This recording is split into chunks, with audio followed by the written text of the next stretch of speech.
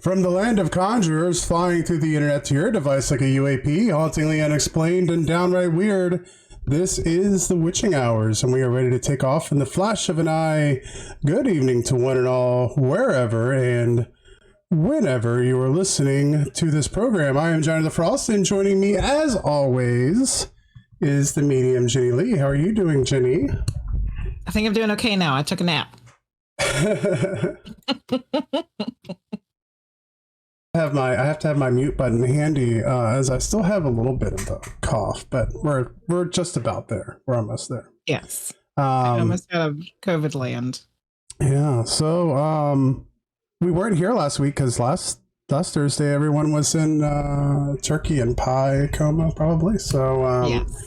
We had last week off, but we're back this week and we have a great show for you. So welcome in, everyone. Thanks for choosing to come spend your time with us on this Thursday. And this is kind of we have a lull in the storm because we didn't have a show last week, and then we have the show this week, and then next week we have some holiday stuff going on. So we're going to be absent next week as well. So we have a show for you tonight, and then we get another break, and then and then everything comes crashing in. Everything gets really busy really quickly. We're gonna have some other really cool shows coming up soon. We're going to have Preston Dennett on the 14th, and we're going to talk about MUFON. MUFON investigations. Yeah. He's the author of 17 books and talks about out-of-body experiences. We're going to have that on the 14th. We have the Christmas show on the 21st, the New Year's Eve prediction show on the 28th, which maybe we can talk to Irene about, have another appearance on the show, maybe possibly. So that's always fun. And then we're going to bring in the New Year with Michael Manus. So we have lots and lots and lots in store coming up for you guys as we finish off the year and head into 2024. It's really weird to kind of say that. Yes, it is. Headed into another one. So I don't know. How about you? You ready to start with some news? Yes. What do you got for us this week?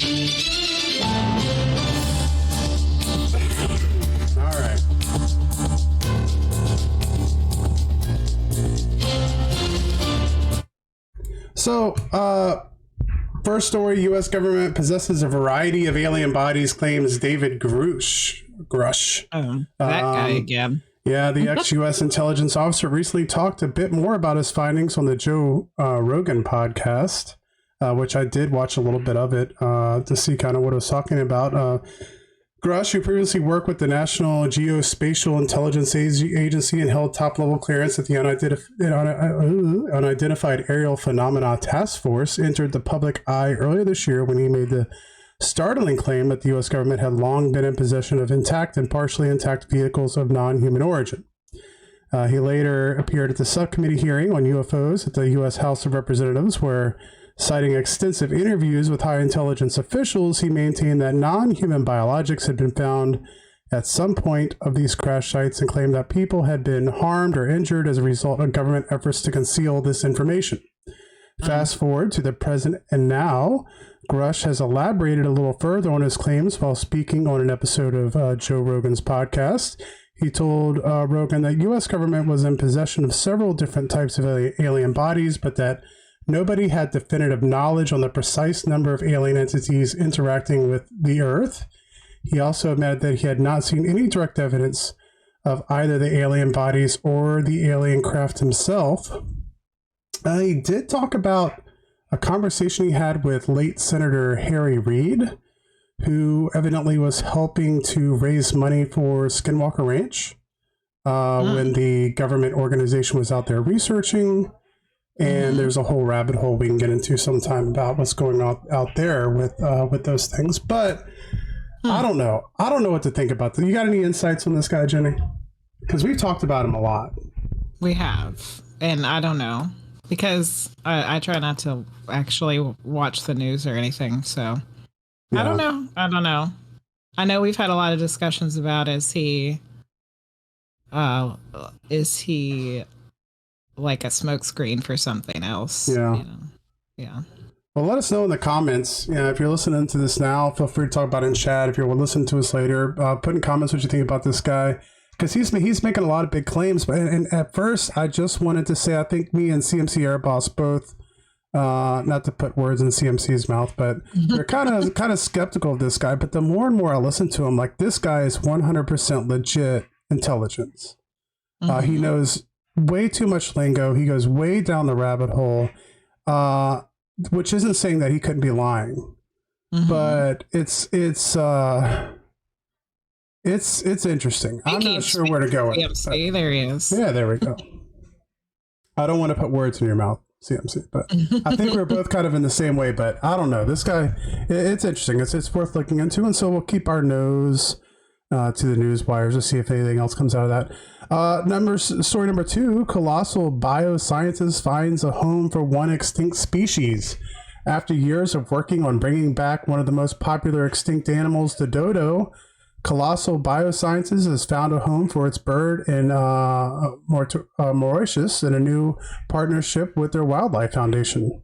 The Dallas-based company has previously announced it's trying to wake the Tasmanian tiger and woolly mammoth from their eternal slumber, and Colossal's progress on the dodo could lead the bird back to its native home in East Africa and potentially give the company the power to save other soon-to-be extinct species.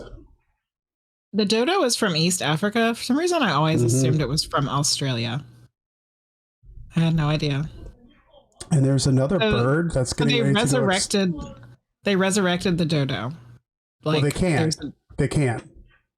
They can. They haven't done it yet. And their plan is to create a Tasmanian tiger. Their plan is to create a dodo.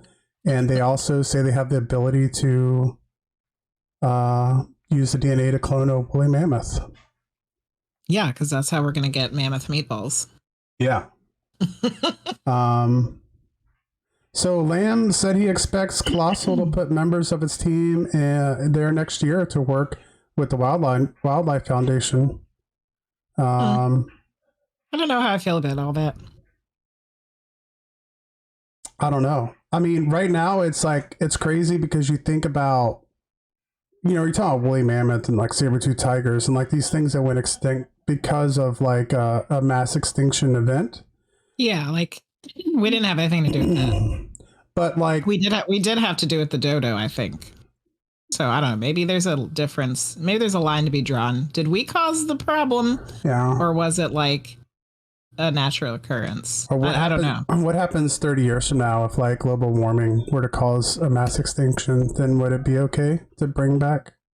Yeah. I don't know. I mean, good question. So there we go.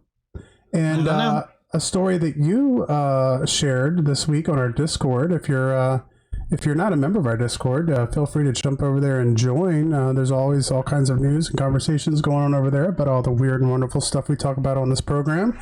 Earth slammed by ultra-powerful goddess particle cosmic ray, and we have no idea where it came from. Researchers recently detected an ultra-high energy cosmic ray, which is the most powerful since the famous Oh My God particle, which was detected in 1991.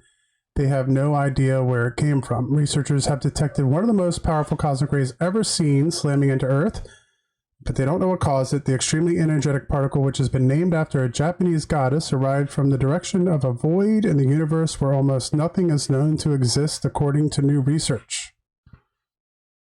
So there we go. Interesting. I didn't read the article. I was hoping you would read it for us, so thanks. Yeah.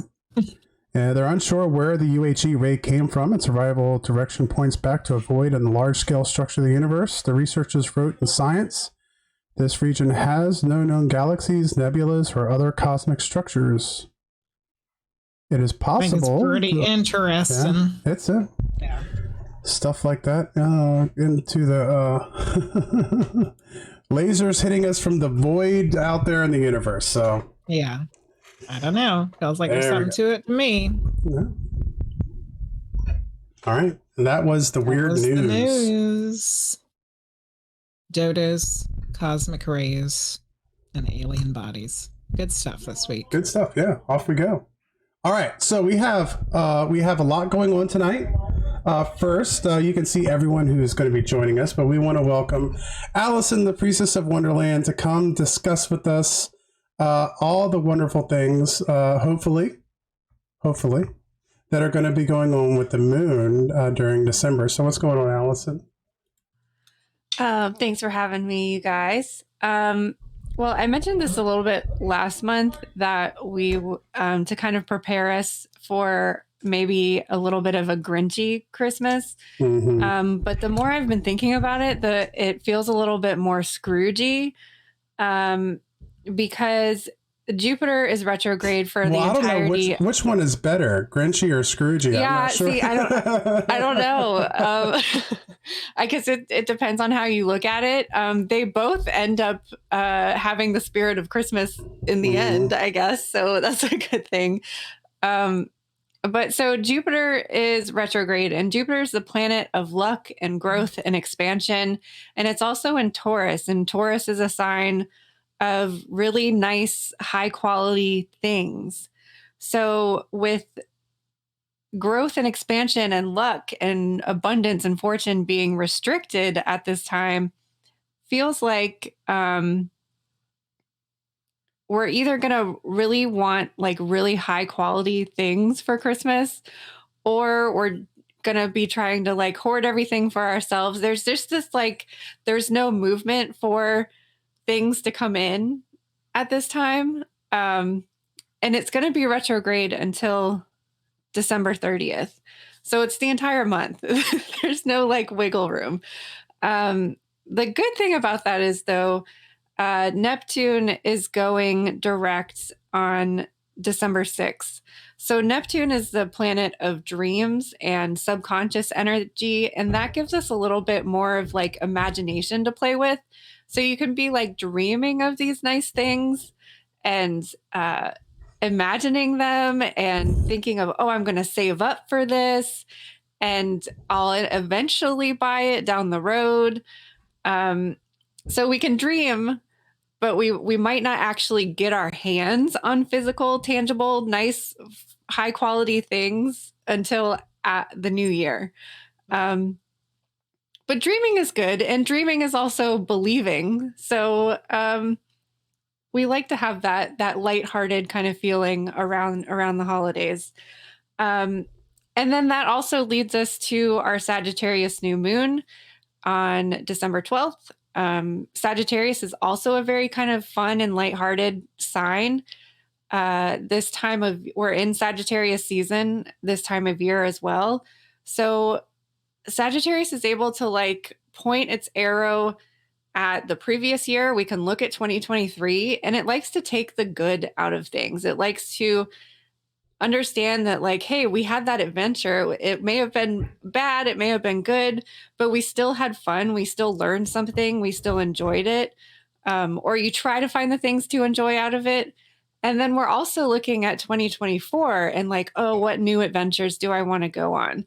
So the Sagittarius new moon is really kind of like setting intentions around, what did I learn this year? What can I take from this year? And what do I want to bring into 2024?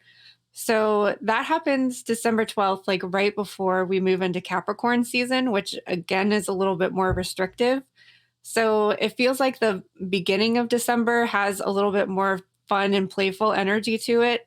And then when we move into Capricorn season, it's like, okay, we want these things. We dreamed these things. Now let's do the work to get these things done. What else do we have? Well, that makes sense, because I'll get to go on my break about then, and usually I look forward to all this rest and relaxation. Then once I get my break, I start doing like workaholic stuff at home. So that sounds about right. Yeah, it's also interesting that this time of year, like we had the Gemini full moon. That's really fun and playful energy. And then this month we're going to have our Cancer full moon, which is all about like doing the things that make you feel good, like nurturing yourself, self-care, taking care of yourself, mothering yourself. And it's also a time of year where you're around family, where you want to be comfortable and snuggly in your blanket and laughing and having fun with your family. So the Cancer full moon is December 22nd. So right before Christmas. Oh, no, wait. I wrote that down wrong. It's the 26th. Sorry. So the day after Christmas. So we're going to have a big, bright, full moon night. It'd be a good night to go out and have a fire pit and drink hot chocolate or something like that. So Cancer is that kind of snuggly kind of energy. So it's nice to have that right around the holiday season. And then finally, December 30th, Jupiter will go direct. So I think that's going to give us a New Year's Eve that's like opening up to all of the possibilities, all the things that we want to look forward to. And even if the whole month of December might feel a little bit Scroogey or Grinchy, that like the new year, we're going to be like, oh, all these possibilities. It's going to be like this door opens up that we can walk through. Well, and that doesn't sound too bad. That's the moon. Yeah, and I guess Santa Claus will have some light to fly by, so we'll have a nice bright light, a nice bright moon. There we go. Well, excellent. Thank you for the update and all the information. We always love having you on, Allison. Thanks for having me. Bye, all right, I guess, before you go, I guess I'll put you on the spot. Are you going to be able to come on for the New Year's Year's prediction show? I'm pretty sure I blocked it off my schedule already. Yeah. So the 28th. Yep. So that'll probably be the next time we see you on the show then, and we'll go over some of the predictions for 2023 and I don't know if I'm interrupting anything or not, because I had to watch in a different time and all that, but I wanted to make sure everybody knew that Allison's moon phase planner for 2024 is now available. You can find the link in all the Discord servers and whatnot. I'll see if I can put it up here in the chat as well. I already ordered mine, so get on it. Thank you so much. There you go. Yeah, if you have a link for that, throw that up in the chat. Yeah, I'll put it up in the chat. And we'll put Are you planning on going back and watching 2023's predictions and seeing? Well, we have them all written down. So what we'll do is we'll go through and we'll talk about that first. We'll go over all the predictions and see how we think that went and who had who nailed the predictions for 2023, and then we'll have people on and make our predictions for 2024. It'll be interesting. It's always fun. Yeah, I'll be there for sure. Excellent. All right. Well, thank you, Allison. All right. Bye. Thank you.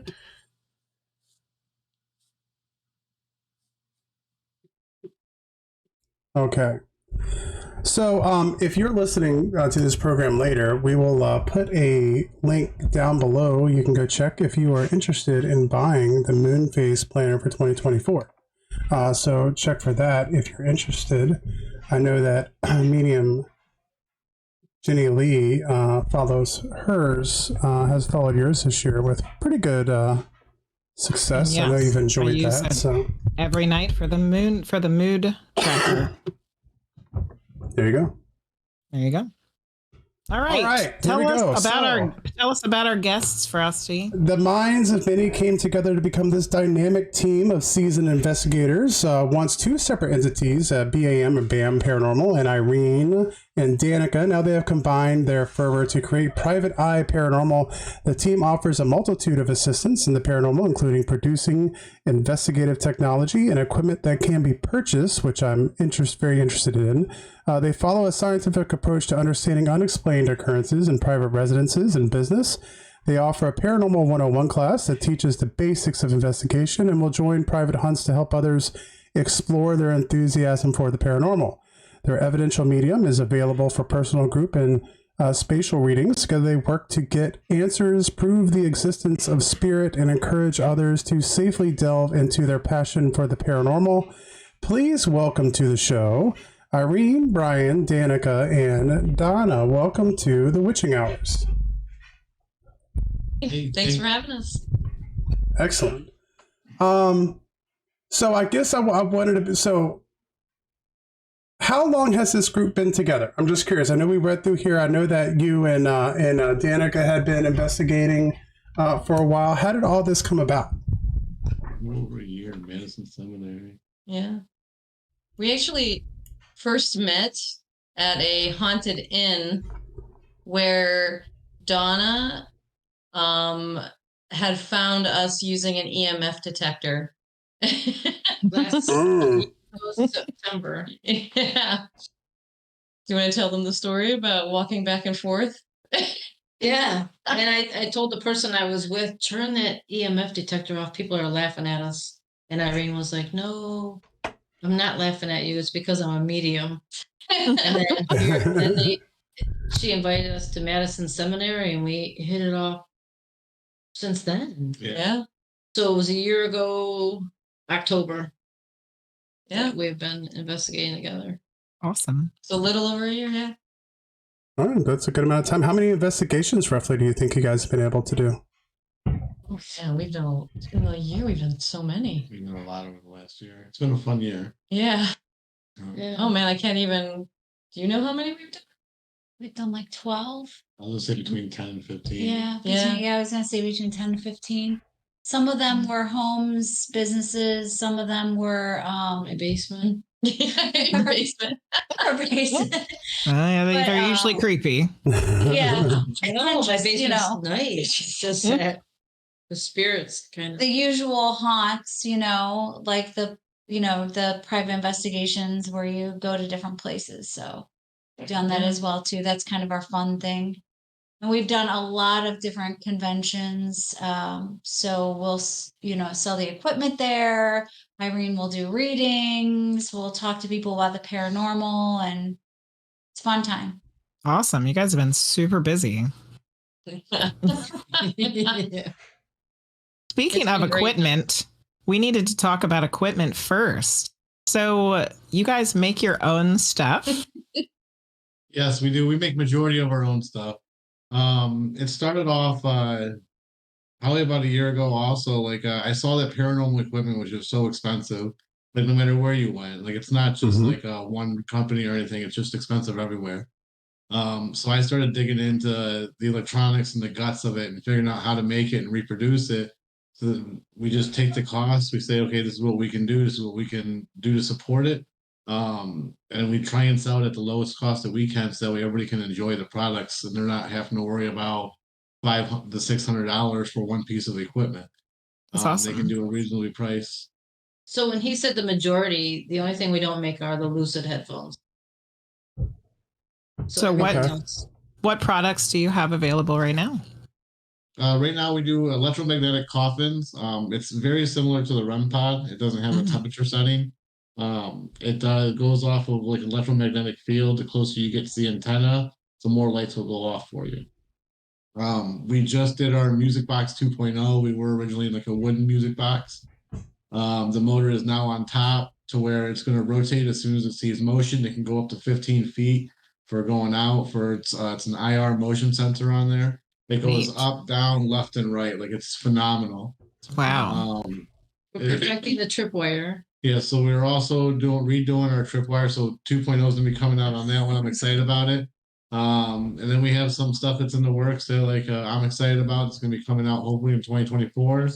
And I think it's gonna be a game changer for a lot of it. So the tripwire is like one of those, it's like a string of lights basically. And if something that we can't see walks across it, then it lights up, right? Yep, absolutely. It's like an electromagnetic field or any kind of energy walking across it will trigger that one light and let you know where it walked through at. Cool. So what are you excited? What are you making for 2024? Is it a secret? Oh, top Um, secret. As of right now, like it's still in beta phases. Like Okay. we like to test it out, toss it around, break it, make sure it's not going to break on any Mhm. investigations. Then we have to field test it, and then we'll start talking to the people, the public about it. Is it going to Okay. be something that is like an innovation of something that exists, or is it something new? It's gonna be a mix of innovation. Cool. It's gonna be awesome. I'm looking forward to it. Is there? Let me deflect and say that they make the equipment. The thing that I love about how Bryan and Donna will make the equipment is they absolutely care that somebody is getting something of quality. And if anybody has a problem, all they have to do is reach out and talk to them. And they will do Awesome. everything in their power to help correct that problem. And quite honestly, we use the equipment on this investigations and we've had great results. I don't ever doubt when something comes through with their piece of equipment. I'll still Awesome. check and, I'll check Yeah. multiple times. I'll ask multiple questions, Yeah. but I never doubt each question. So where can people find this equipment?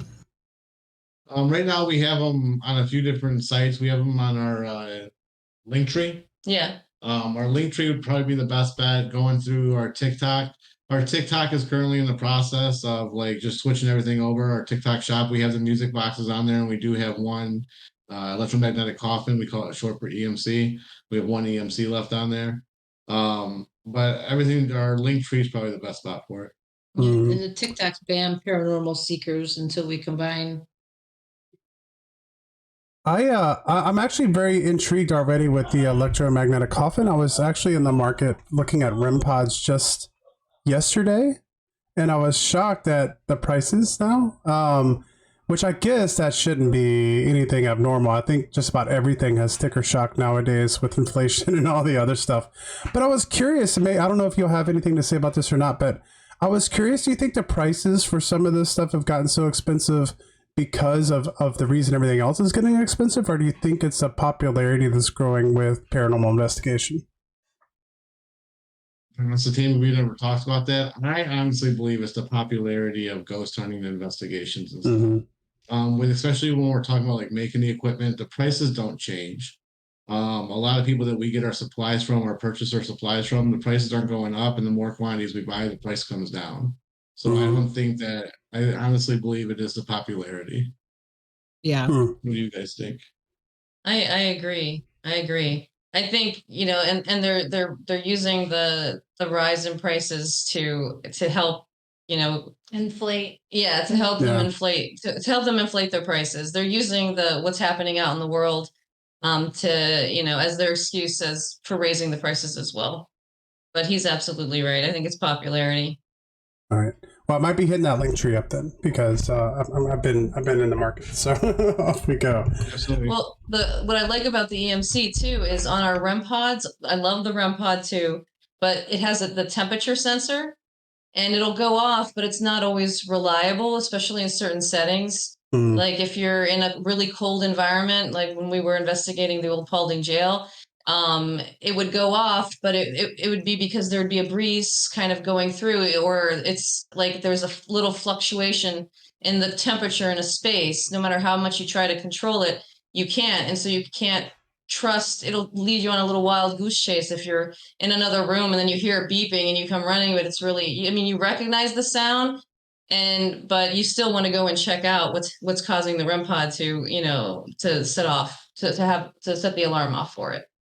And the EMCs don't have that temperature sensor. And I like the simplicity of that. Oh yeah, a way to remove something that could be good, simplifying it really in a way, which I think when you're investigating is better. I think it's better to have it to be more simplified sometimes. Just my opinion.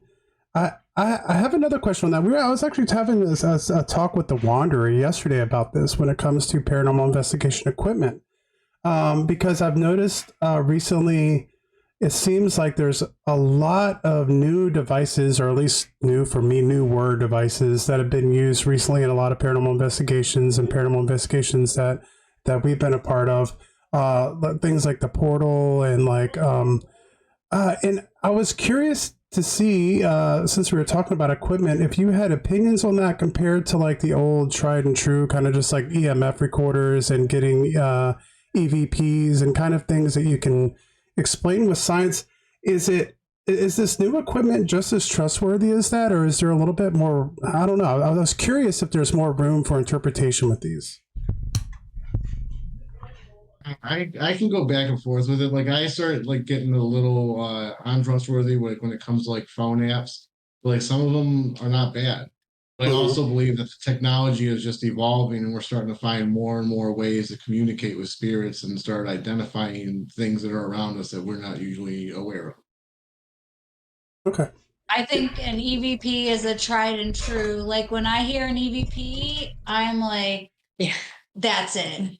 Like for me, the other stuff like the flashlight method, that's why when we investigate, we try to use different equipment at the same time.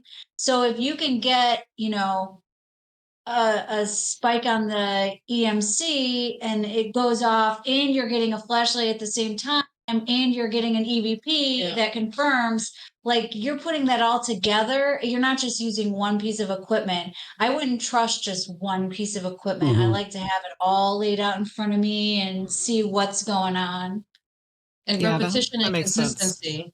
So if something matches with what we're asking and stays consistent, that's really important. And the repetition of something like Maglite, I'm not the biggest fan of Maglite because I know that the coil can heat up. But if you do the Maglite early on and you ask duplicate questions and you have delays and pauses and those questions are getting the same response, and then there's a delay when there's not a response and then it comes back, I find that more trustworthy than just kind of throwing out, just saying, oh, it lit up one time. One question. Must be spirit there. Like it went on once. Okay, we got, it's like really like spending the time to like make sure that you're using that analytical scientific method to, get the answer, repeatedly. So. And the fun part is not even on the REM pods and the EMCs, like to say, okay, light it to green or light it to yellow or light it to a certain color and see if you can get that to happen. What I was just going to say. Oh, there you go. The one time that we tried it out in the basement, I read your mind. No, I used to be afraid of that, but now the one time in our basement, it was talking to an old friend of mine that had passed, and we weren't sure if it was her setting it off. And we were like, can you turn it to green? And then remember Bryan? Yeah. Can you turn it to red? And then Bryan made a comment and that came off on one of our phone apps. I can't remember. It was a trustworthy one. It said, would love to. That like it confirmed that it was her. And when she answered Bryan's question, but yeah, they light it up to red, like when they get closer. But we just had that recently happen at a house call where like when you light it up to red and it went all the way up to red. And it's impressive because like usually like in some of the most haunted places, we can possibly get to the second light, which is yellow for us. Mm-hmm. We can get it to go to yellow, but like when something can make it go to red when you ask it to, it's impressive. It makes the hair on your body stand up. Yeah. Awesome. Yeah, I like the what you guys were talking about having all the different types of equipment and things when they all come together. Yeah. It's like, that's the big deal. Yeah. Awesome. I almost see some of the other equipment like portals and spirit boxes and stuff like that almost as secondary tools to back up evidence that you're getting from those other things. That's kind of the way I look at it. Agree. But I've noticed that there seems that those things, especially on a lot of TV shows and stuff, they seem to be kind of taking the front and center of the investigations. And so I was just curious because I don't know how they work. So since you guys are building cool stuff, I thought it's like, because I don't know how the portal works. I just know it starts yelling out words and stuff at you, and I don't know where it's coming from. So, so I was curious. We tried several of the apps, and I don't even know which one it was, but on our car rides, sometimes to long investigations, there'll be a 3-hour drive and we'll just throw on an app and we'll ask questions on our way there because, as you know, mediums can pick things up prior to going to, the space. So to see if maybe she's picking something up, if the portal can say something, but we've actually had it where we've gotten the same responses and the same voices like 25 minutes apart. And then you start noticing, oh, well, we heard that response 20 minutes ago and 20 minutes now. So it's almost kind of like it's on a loop. Yeah. We've noticed that we won't name the apps, but we noticed that on a couple of the apps. Yeah. Mm-hmm. We're thinking that maybe they're not. Then I was like, oh, I don't think we should trust this app. Yeah. Our friend Joe Cunningham is here, and he had a question about the apps. He said, how can you rule out AI responses with these phone apps? Siri or Alexa answers your questions. Why can't these be low-level Siri Alexas? Absolutely. Like, we're not saying that not all the apps are real. We're just saying that sometimes the creators will make an app to make it more valuable for themselves. Yeah. So they'll put it down for like a timed response. So it's not a Mhm. jab at anyone, and that's why we're definitely not putting the names out there. Some of the apps are real, and we use some of the Yeah. apps on the phone. We're not mixing them, we use Yeah. them 100%. Yeah. It's just that you have to be cautious about what apps you're using. Sounds like you got to do some trial and error yourself Trial and error. to see which ones Yes, work. absolutely. Look at reviews and all those kinds of things as well. People Yeah. who have used it, I'm sure word gets around. Frosty's for like, hey, the I king got of this. reviews. Yeah, Yeah. I review everything to death Well- before I make a purchase. So We shared one video with you where we actually combined modalities. I can't, but we have an EVP, a Lucid headphone finding, I guess. So we had two people wearing Lucid headphones, Danica and Deanne, and one person heard help her. The other person validated. I heard that also, and we got an EVP the same time On a body cam. on a body cam, and we also had a music box going, but it was just those three pieces of equipment that picked up the EVP, but they validated each other. So what are So- Lucid headphones? I don't think I've heard of that before. Do you want to talk about it, or you want? Yeah. Danica does that. Well, they're actually made for construction workers to protect your hearing in loud construction sites. So to simplify it quiets loud noises but amplifies soft noises. So what I like to say is you can basically hear a mouse fart. It's very like That would be a better name for them then. Mouse She fart says headphones. that's to cover up hers when an investigation. No, but seriously, it's intense when you're listening because you hear every little thing, and I'm constantly asking, "Did you just whisper? Did you just say something? Did you just?" Yeah. Because you hear it, and you're like, "I need to know if I'm hearing, like, basically hearing an EVP, or if I'm hearing somebody shuffling their feet," because you can hear every little bit. have you noticed that, Danica? Has there been an instance where you've been able to hear more disembodied voices with that than like in comparison to EVPs?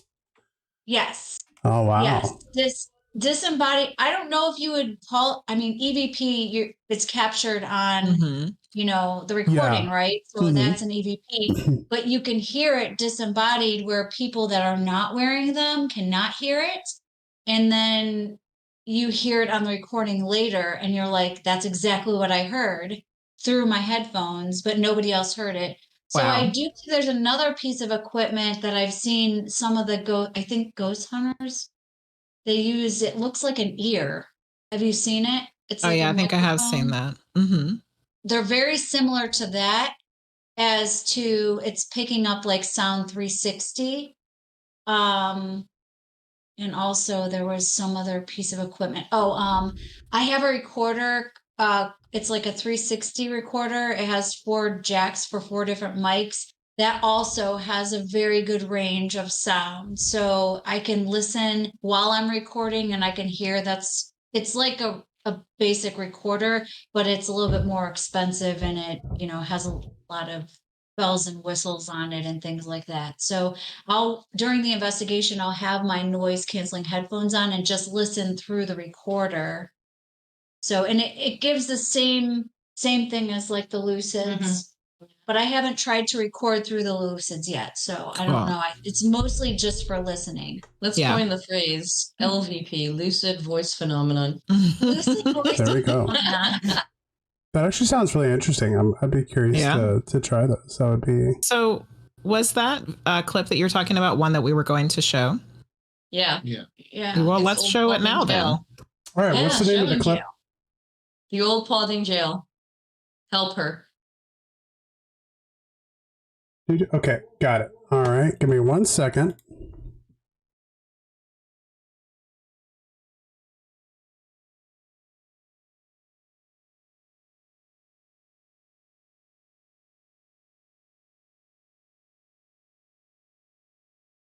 Okay, all right, I'm gonna full screen this for a second. We're gonna go to the desktop scene, and off we go. I'm just in the doorway over here.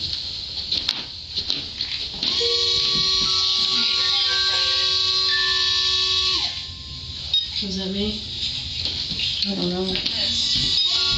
Yeah.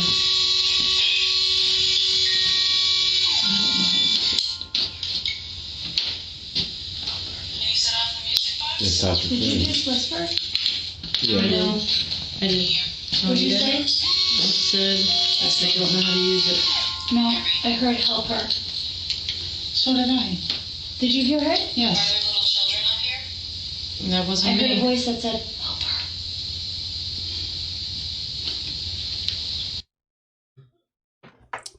Well, that was. I think that was pretty obvious. I heard that one the first time around. Did everyone else hear it? Yes. Yeah, that was pretty like right You there. could hear it though? You could hear it because we Yes. couldn't hear it on the smaller. Okay. I heard it. Yeah. Mhm. Yeah, I definitely heard it. Let's do this. I will give me 1 second. I'll bring it back. I'll bring it back up one more time. And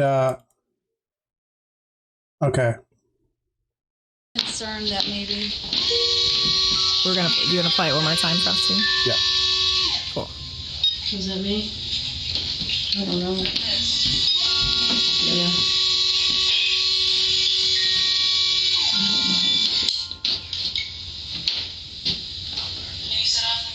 It's after. So there we go. Help her. That was pretty clear.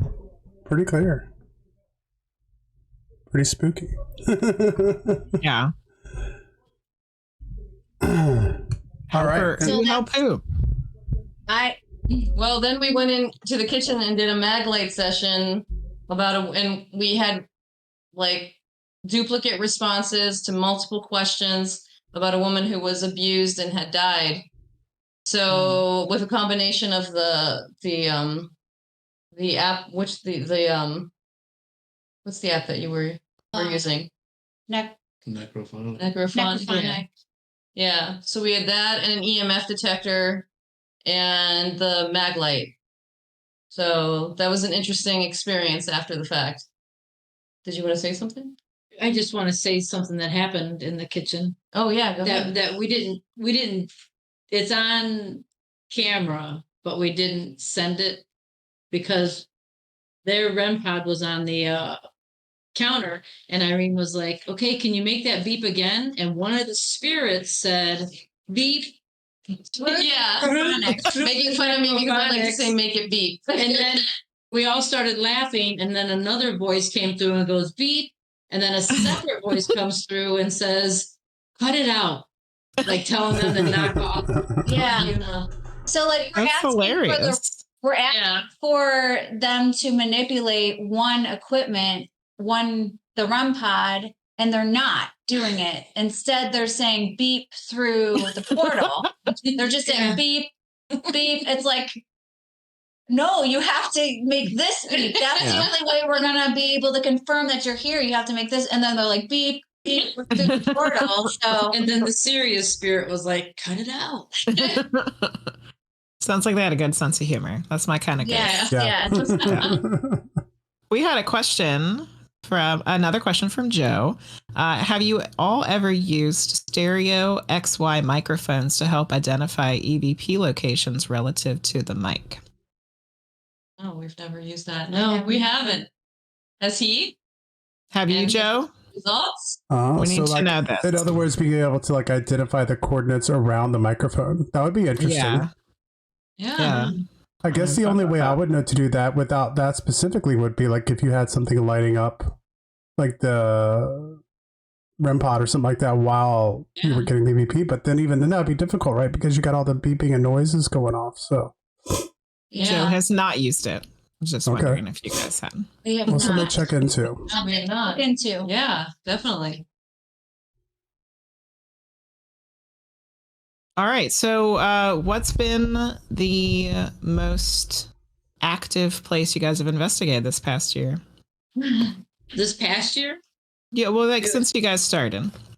It would have to be Madison Seminary. Yeah. Have to be. Where's that located at? It's in Madison, Ohio. It is a seminary. It was a boys' school. It was a Civil War, a home for Civil War wives, veterans' wives, widows. Then it was an asylum And then the police department. and a police Oh, yeah. department. But they didn't Wow. last long because they got spooked. Oh, wow. They had a lot. They had activity, Yeah. so they were only there for a short amount of time. So Bad if the police can't make it through that. yeah, right. Yeah. Right. So yeah, I would say that Hands down. Madison for sure. Real, that's where we had the doppelganger activity. Yeah. Yeah. We had a great reading in the dining room there too, like as a medium. So I And- think Prospect also does not disappoint. No, it doesn't either, because we have some evidence that we're sharing from Prospect as well. We get pretty good evidence there as well. Yeah. So, but Madison What is was that? What is crazy. the Prospect place? It is an old mansion in Trinway, Ohio. Mhm. Um, It's not like one of those that you see on all the ghost shows, but it does have a lot of activity in it. We've had EVPs there. We've had REM pod activity. We've The had mirror. the the mirror mirror. picture. You should The mirror show the picture. picture. Oh, the mirror picture. Okay. The mirror Yeah, picture. let me bring that up. I have that here. You're welcome. And I'm excited about this mirror picture. We were talking about it before the show started. Okay. So I'm gonna bring it up. It's in like 6 different pictures, I think, right from the get-go. So you know what you're looking at when we switch over here. So there we go. Do you want to explain kind of what we're looking at and walk us through these pictures? Oh my God. right. So the one on the far left is the earlier picture. Bryan walks into the room. There, that is the picture of something standing in front of my face. You see my hair, but there's something in front of me, and I have no idea what. It looks like the Saw doll. Right? Yes, that's what I said. Yes. So the bottom pictures are the actual pictures, Right. and we zoomed in on the mirror, the top pictures. And when we take Yikes. pictures on investigation, we like to take them in groups of 3s. Mhm. You always want to take the same exact angle just 3 times so that you can see, is there a difference in shadow play, or, so you can see the difference, and it makes it more believable. Yes, the middle picture is what's that picture? I wasn't expecting the mirror, but when I zoomed in, that's when I saw it. And you can see in the last picture that it's not there. Yeah. It was like telling Irene where to focus. Right. It's like Right over pointing here. it, yeah. That looks like it's standing right in front of her, like looking at her camera. And Yeah. the crazy thing is that for some reason the mirror reflection almost looks like a watercolor. Yeah. Yeah, it does. different from the reflections in the other mirrors, It which is. is It's very it's- distorted. yeah. Which And you even could like, think it's your almost like- hand and the phone look different. Yeah, isn't that crazy? Yeah. As a photographer, someone who went to college to be a photographer, I can't explain what is happening in that picture. Thank you for that. We've got some expert Yeah. expert commentary. I love it. I mean, I can't think of what would have caused such bizarre distortions on your face and the hand and the mirror itself. Like, it doesn't make any sense. There's no logical sense to that picture at all. And it's terrifying. Had I And it's just there. had I had known that was there instead of after I got home, I would have beat feet to another room. And it's just so weird because, I mean, it's obviously something there. I mean, Right. so how much time passed between the 3 photos? Like, and how long between taking those 3 photos? Just the first photo, just for him to walk up toward the window area. Then he's standing in front of the window, and then he turns to walk away. She's talking about Bryan. Bryan. Yeah, that's So what- Bryan. Just a matter of seconds, baby. Yeah, Seconds, Yeah. yeah. seconds. Wow. I wish I would have gotten a little better angle, but consistently, but it's Mhm. pretty close. So it's close enough for me to believe it Yeah. for sure. Apple Folks, we Burrito said I And was to be 3 minutes scared too a little far. bit. Right. Yeah. Apple Burrito said it looks like the demon nun from The Conjuring. Hoaxer said there was no need to zoom in any further. I could have brought it in closer, Hoaxsters. I just decided, yeah. And Dragon Jules said it looked like it was phasing, like it was like coming in and out. Like Yeah. morphing. Yeah. Interesting. Yeah. I think, do we have? We have the REM pod at Prospect Place too. Yeah, so we have an EMC that from that same day. That's the other video that you have. Excuse me. And that's where Donna gets touched. Mm-hmm. Okay. Right across from the same room, actually. That was the same It room. was the same room. Something Okay. grabbed at you. Oh, so now we know what Like- might have touched you then, huh? Yeah. It's all coming together now. Okay, so we'll get that loaded up. The EMC session at Prospect Place. We'll go ahead and get that ready. But before we get started with that, just to kind of reset here, thanks everyone for hanging out and joining us tonight on the Witching Hours. Tonight we have with us Private Eye Paranormal -1 now.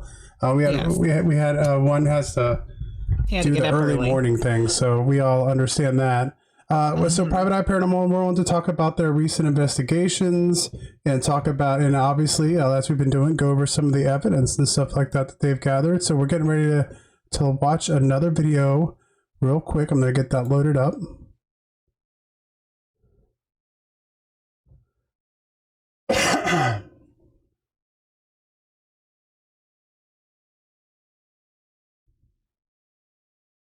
Main Linktree website address, and then it's Private Eye Paranormal. Okay. I'm gonna see All if I can one get word. it while No he's underscores. showing the thing here. All right, I'm going to mute for 1 second.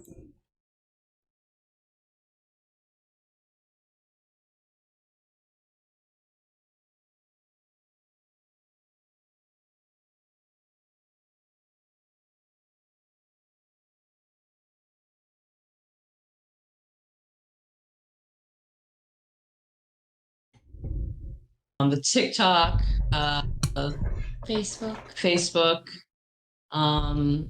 We do have we've just started a Facebook page, so that's actually not on the Linktree yet, but same thing, Private Eye Paranormal.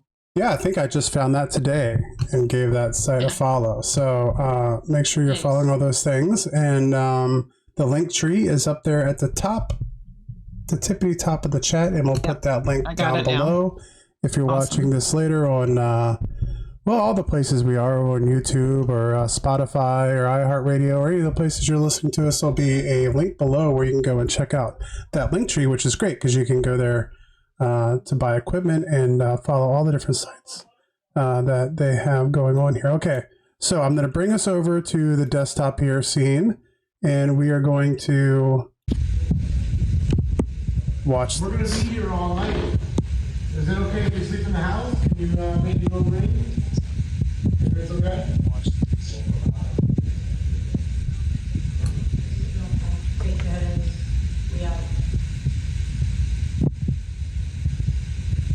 Have people slept in the house overnight before? Can you make it go green if they have?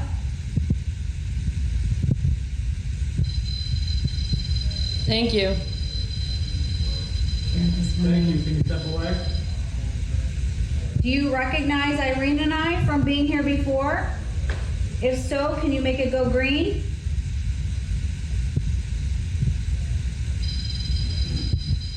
Thank you.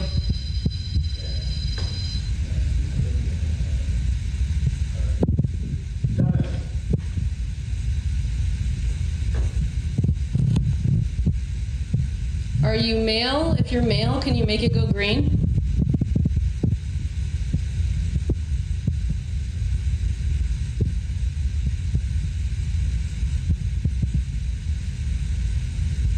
If you're female, can you make it go green?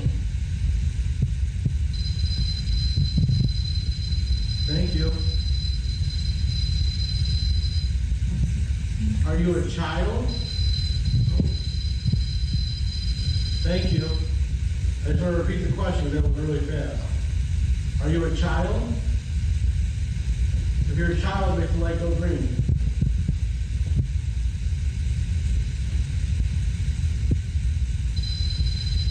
Thank you. And you guys don't have your phones on, right? Something touched your finger? Yeah. Something's been grabbing my arm. Oh, Did you just see Donna get touched? Validating you. Or she's validating you, excuse me, I'm sorry. So we put a couple things in here for you to play with. We have a ball over here. Yeah. Thank you. Are you able to push that ball?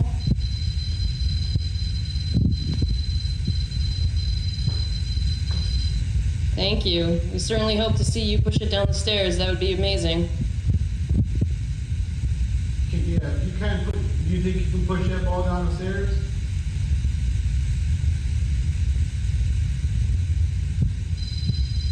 All right. We'll be here all night waiting. Thank you.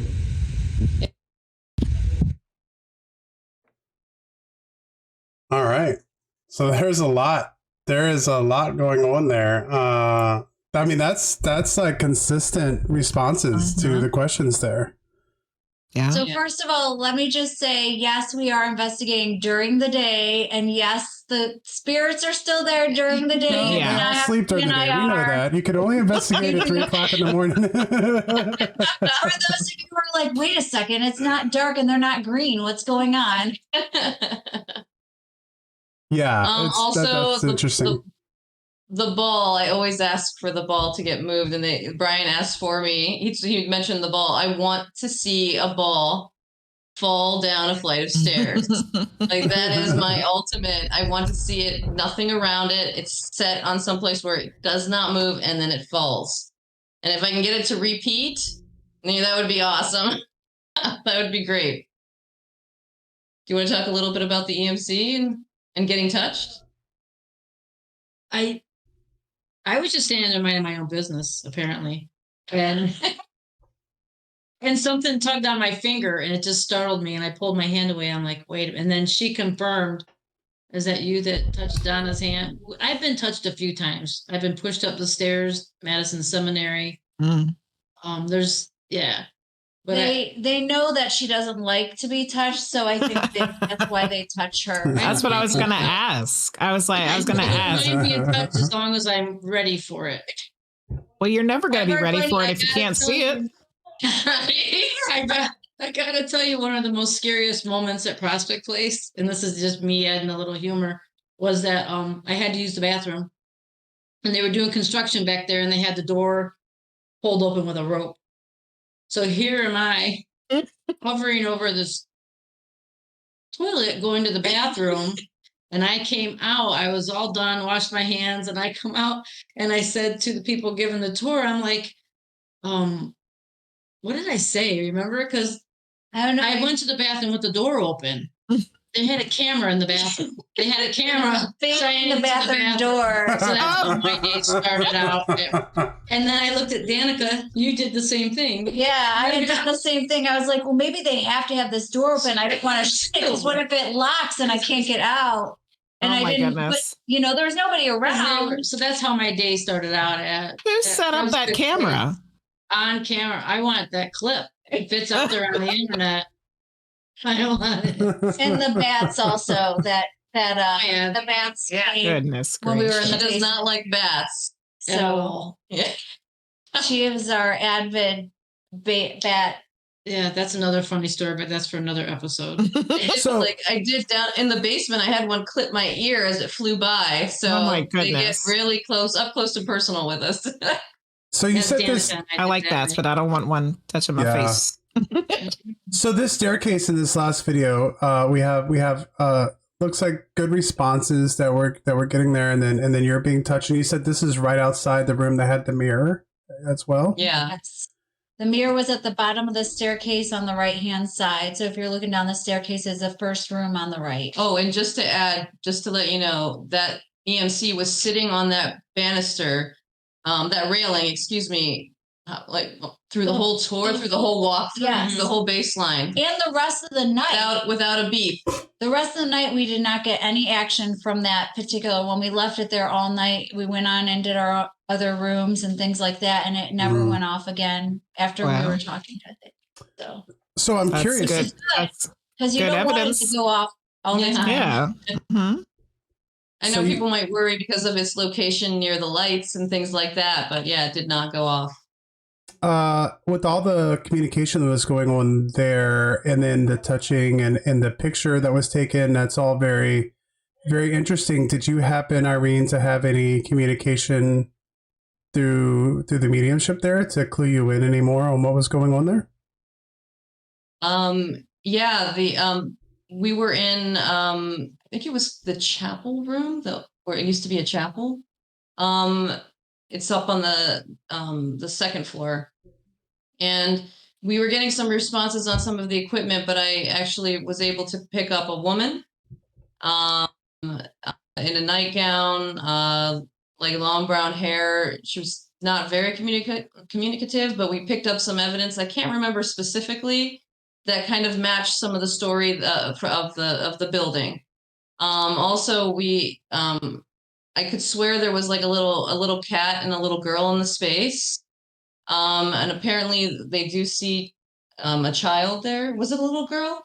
Yeah, it was a child and a cat. Like, they had told us stories afterwards about actually people feeling like something jumps up on their lap, like a cat jumps up on their lap. Yeah. Interesting. In the dining room at the early morning hours, we did something in the dining room. Yeah, I did a reading right at dawn, around like just before dawn, and there was we picked up what's the man's name? I cannot remember. That owned Prospect Place. I cannot remember. Adam or something like that. Yeah, I cannot remember his name for the life of me right now. But I picked him up in an automatic writing, and actually like almost fully in trance, but not completely in trance, to where I guess you could describe, because you were sitting next to me, but like, you get the demeanor change and the facial expression change. And like at one point she was trying to communicate and she's pounding on the table. I was just going to say that we all woke up. And we were like, I mean, this is like what, 4 or 5 o'clock in the morning. So we already went through the night, and she's like, pounding on the table and saying, like I was wide awake again, like basically stating his case. So she was stating his case for him. And you can tell when she does the partial trance, that her demeanor is not Irene. It becomes something else. So the first thing he did was confirm the number of children he had. Because we were talking to each other about the number of children. And when he came through to Irene, he corrected us on the number of children he had. And I'm like, oh, people are listening. Yeah. Yeah. Makes it all real. Yeah, for sure. That's pretty cool. So I wanted to go back. So, we had a question in chat I wanted to go back to, and I don't know if I'll be able to find it now. Just a heads up for everyone too. If you have a question, feel free to ask in chat. If you would like to, I made it where you can highlight your message using channel points for really cheap. Just a couple channel points, yes. I think, to highlight a message, and then we can go back through to make sure we asked. And I can't remember who asked the question. I'm trying to find out here. But they had asked if you only investigate like in the Northeast, or if you guys had planned to do other investigations anywhere else. So right now it's only, within like, I guess, driving distance. So mostly Northeast, but we would love to be able to kind of go and investigate farther out. Have we done anything that's not? No, but we've been to Connecticut to sell. Yeah. To do medium. Yeah. So mostly Northeast right now. Yeah. But hey, if you have any ideas or thoughts or want us to come out that way, please let us know. We're looking for someplace in Arizona. Phoenix area. The Phoenix area. We're going to be traveling out there for something else, but we're looking for someplace to investigate if anybody has any ideas. Oh, awesome. we've done Midwest, like we've done Michigan area, like we've gone up that way. Indiana. Missouri, Bell Mansion, Let Mansion. Oh yeah. And then we were up at Michigan UFO Contact at a resort up that way. That was actually just me and Danica, but we did an event. We did the Michigan UFO Contact event. So I guess Indiana and Missouri and Michigan. Yeah. So like all the things you can get to Pennsylvania, Ohio. around, Yeah. Draw a big circle around Ohio. It's 8-hour drive. West Virginia. Yeah, West Virginia. It's like the 8-hour drive kind of thing. So we haven't been out of that like 8-hour drive. Yeah. But not to say we don't want to go there. We definitely do. So anywhere, we would go anywhere. Dragon Jules wants you to come to Hot Springs, Arkansas. And Apple Burrito says you should go to South and Southwest because there's a lot of horrible history and a lot of ghosts. Mm-hmm. Yeah, I have not done. I've investigated some places in the South, but I have like St. Augustine. I did some investigation in St. Augustine, but with the group we have not. So we have to get our traveling bags going. Yeah. Yeah. It's just difficult sometimes. It is. Yeah. I can have a Yeah. job Trying to and coordinate. try to coordinate Mhm. everybody together and It's a lot. Well, we just had our first there's a trip. lot- We're trying to take the witching hours on the road a little bit and do some remote stuff. And so we did our first one at Lake Shawnee. Exactly, that's what I was saying. So Yeah, we're kind of in that time frame for us, like that window, that circle that we draw around the map. You guys are in that territory, so we could definitely probably find something to meet with you guys up on for sure.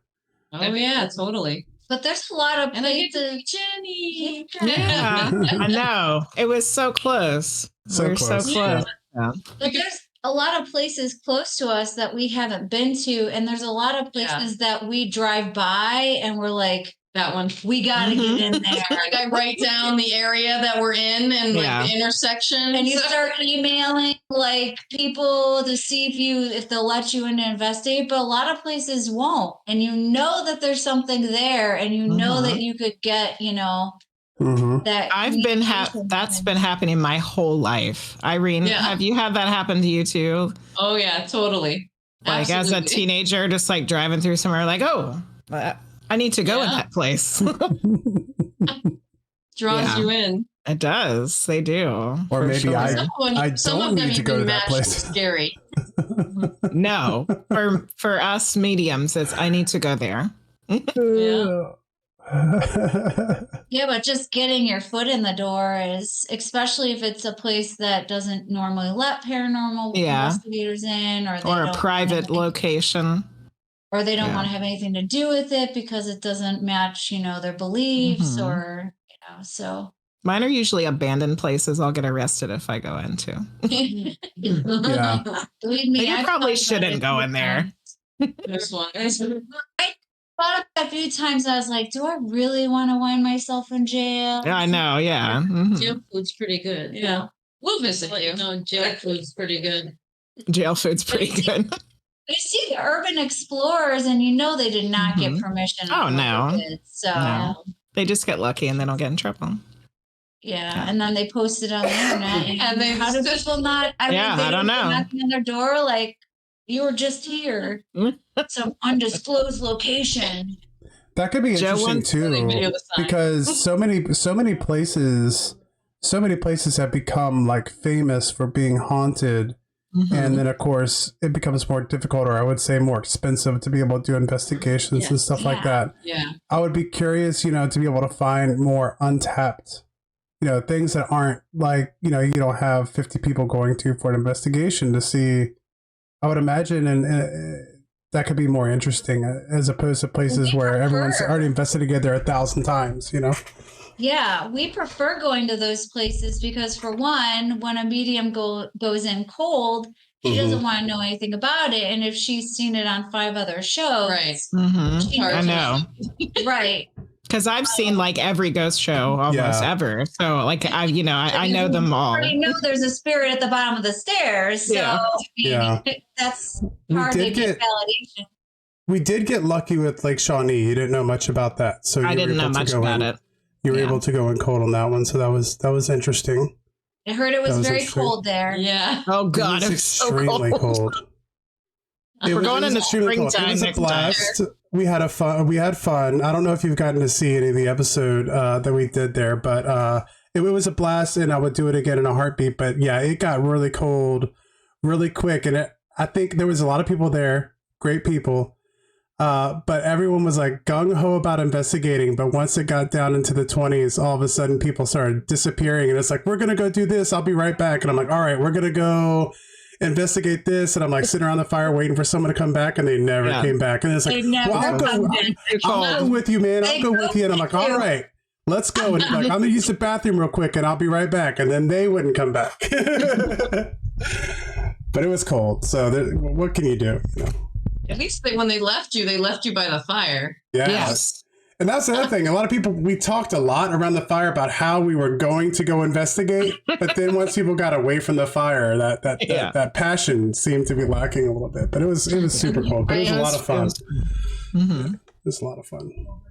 It was a fun experience. Yes. Yeah. So new places. We need new places that, untapped potential and, Not that we don't enjoy going to the established places, but we really just love going into newer places. But also, from our past experience and of residences, visiting the same place more than once, the energy is different. We went to Prospect one time.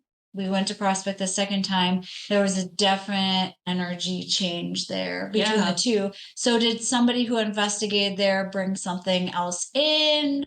Or did something shift? You don't know, but the energy did change from the first time to the second time. I forgot about that.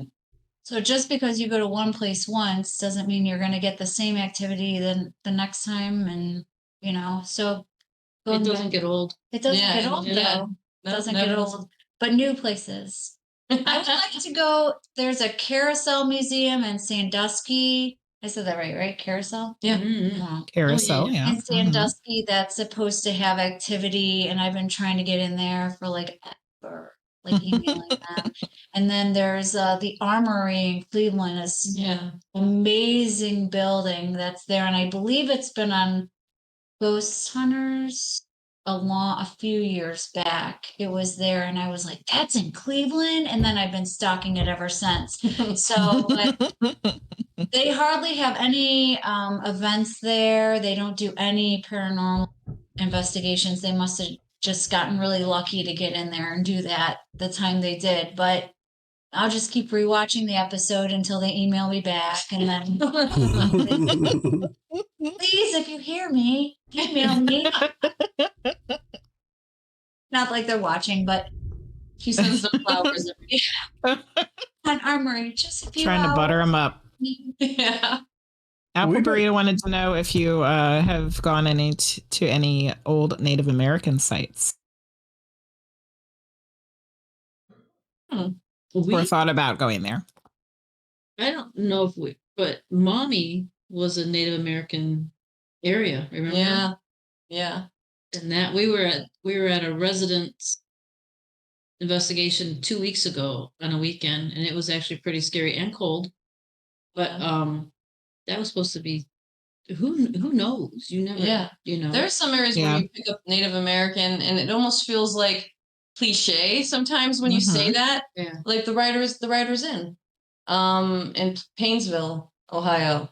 They have I think they've seen a Native American spirit there. Yeah, that was on the Stagecoach Trail, but there was a lot of the Native American history around that area as well. Erie. Yeah, so it's present. But do we go someplace? Have we ever been to someplace specifically? No, not yet. And like you said, it does sound cliche, but when you think about all of the thousands upon thousands of years that's who lived on this land, then it shouldn't really be. But no, it shouldn't, not at all. Yeah, definitely. Well, there was another question here from Fantasy Animal Vegan. After resisting the spirits communicating with me for most of my life, I'm finally letting them talk to me and share their message. Can the mediums speak about when you do share a message that the spirits bring to you that is for someone else? So I guess they're kind of asking, how do you go about, and maybe the ethics of sharing messages that are being given to you by the other side? is it you're getting the message for someone with you, or is someone who knows someone else? Good question. Yeah, so maybe they can clarify for that specifically. And I think I had typed a message that said, don't ever give a message to Okay. don't ever give a message to somebody doesn't want one. Like, you would Right. always ask first. Yeah. Yeah. One thing you always ask if they're willing to hear something and receive the message, because some people, as Jenny said, the shock of it, first, some people might not believe. Some people's beliefs may find it actually offensive. And sometimes they might not want a message from that spirit and they're not ready.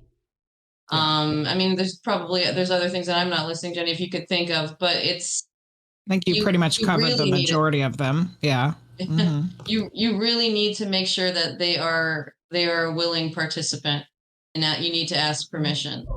And even I think this happens to me, Irene. I wonder if it happens to you too. Even when you are giving someone a medium reading and they are there for a medium reading, sometimes people come through and you're like, do you want to get a message from this person?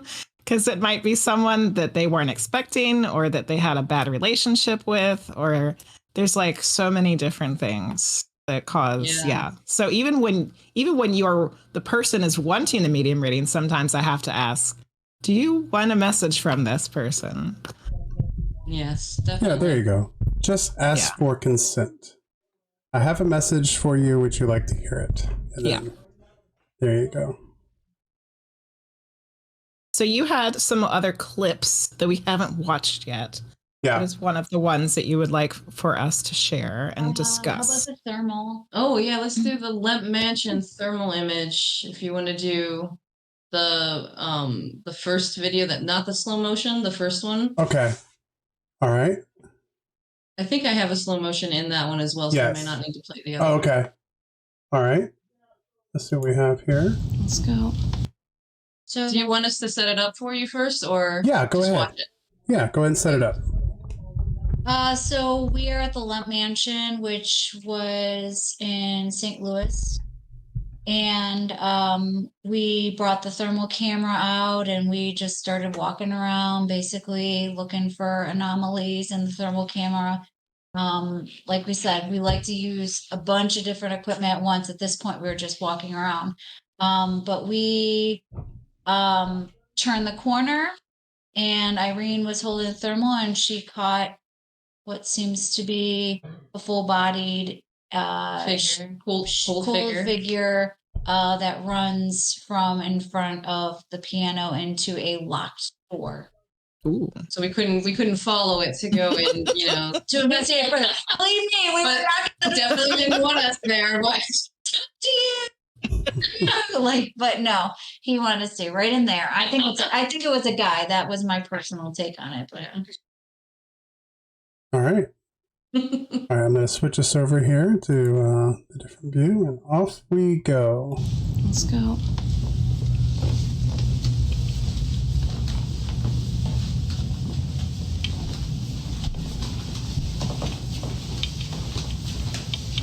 What the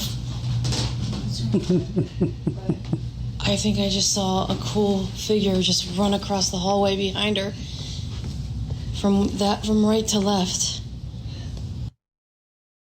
All right. We'll watch that one more time. Let's go.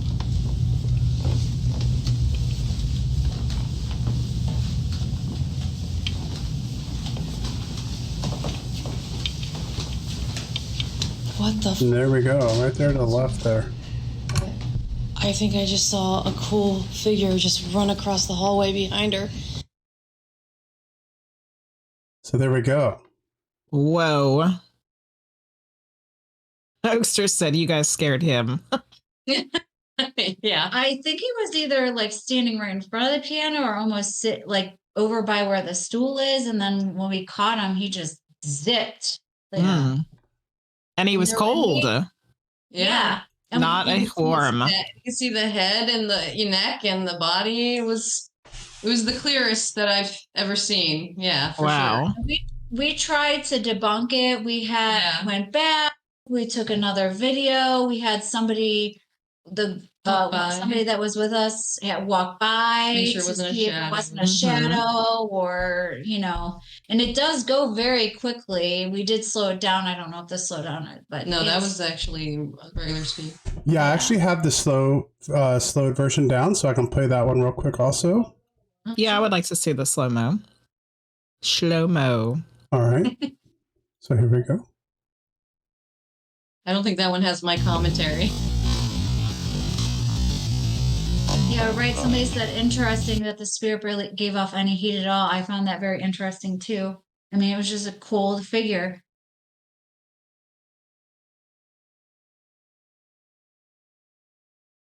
All right, and then it's going to play another one where it's brightened, I think, too. Yeah, I think we did brighten it up. Oh, there's a let's zoom in first. I'm sorry. I like to be thorough. Otherwise known as boring. It's not boring. It's just reviewing and. Yeah, and you can definitely kind of see a shape in there, a human shape. Yep, and it heads towards the door, and it goes right through the door. So I mean, there's no. I know that it was like at a distance and it was coming closer, but did it seem to you guys at all that it seemed smaller, and then as it got closer, like it got taller? Yeah. But like it shouldn't have been that much of a difference in that tiny space. Right. Yeah. I agree. Only 4 feet from like the piano to the door, like the middle of the piano to the door, and like probably about 4 feet. No, we were both ways. But we were farther away. I'm saying how the image was by the piano. It was like standing right next to the piano, and then it moves to the door. So I don't know. Yeah. Like you would only see someone being small getting bigger if they were walking a great distance. Right. And that happens in like a very small, like he's telescoping up, in size. It's weird. And what's interesting is like, as far as like the medium side of it, I didn't get a whole lot there. Like I got a lot more feelings. The reading I did prior to getting there was a little bit more, but then to catch have feelings pretty much was like, I mean, is for me is good enough to know that there is spirit present, but to actually see it on the camera like that, I think this great piece of evidence, but not a whole lot on the medium side, it made up for it. Yeah. Yeah. That's pretty cool. Because like, unless it was a reflection or something, I don't think that you would be able to fake a thermal image like that. No. Yeah. No, and we have the video where we walk back and forth. Yeah. So you make sure to hold on to all of that to show that there's nothing, around. Yeah. When I see thermal and debunk thermal, it's usually a mirror or a reflection, like something shiny that your heat can reflect off of, like a window or things like that. So you do have to be very careful with thermal and that. But you would think even that would still show up as warm. Yeah, well, yeah. Well, yeah, it will, but it will show your figure, because I think on the longer video we have, like we show like this is how a person looks in a window, and then there's a part where there's cold air coming out of an HVAC system, or So that actually the HVAC, so the AC would blow, and so people would say they would get a chill, but the way it would blow through a room, and you could see it on the thermal, it almost swirled through a hallway, which made people think they were feeling cold spots when it was really just the way the air was flowing through from the vent. So we were able to see that on the thermal as well and debunk that, those feelings that we were getting. Awesome. But we could not debunk that figure. No, we tried. No, that was very interesting. Looks like a person. Yeah.